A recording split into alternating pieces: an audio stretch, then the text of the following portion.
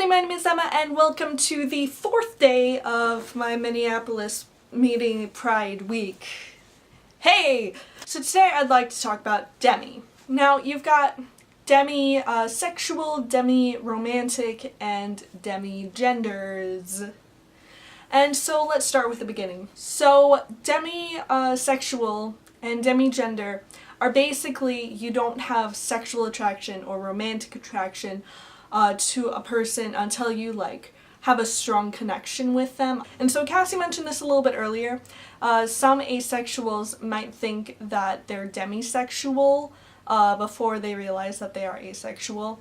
And it can go the other way around. Some demisexuals and demiromantics can think that they're ace and before they figure it out or before they know it's a thing.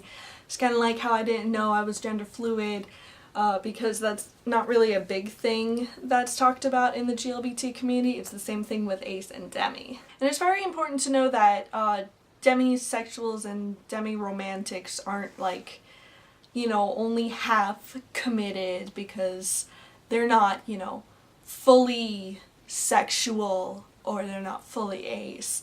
It doesn't mean that. It just means that they need to have a certain level of comfort and connection before they can have these attractions. And then we get on to demigender, which is a little bit of a broad spectrum. You've got demi-boy, demi-girl, demi-agender. You've got pretty much everything could be demi.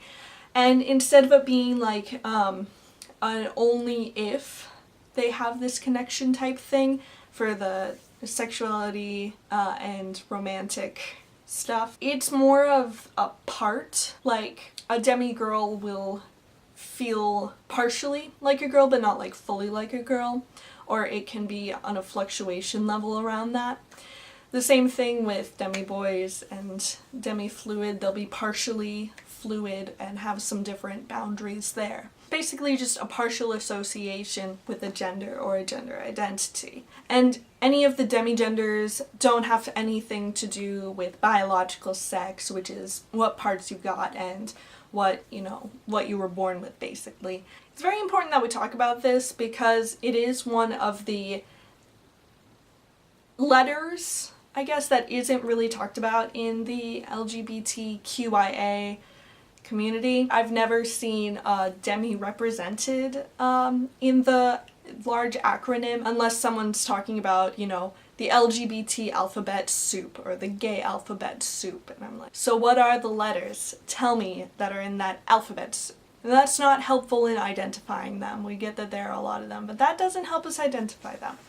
So it is very important that we talk about this because it is very much so real. And it is very important that people who are identified as this know that this is a fine thing, this is who they are, they're not broken, and they need to know that it's okay to not have a sexual attraction or a romantic attraction until you have a bond with someone, and it's alright to not fully identify with one of the binaries or with one of the alternate gender identities. So this is just a little crash course, quick rundown of what demi is.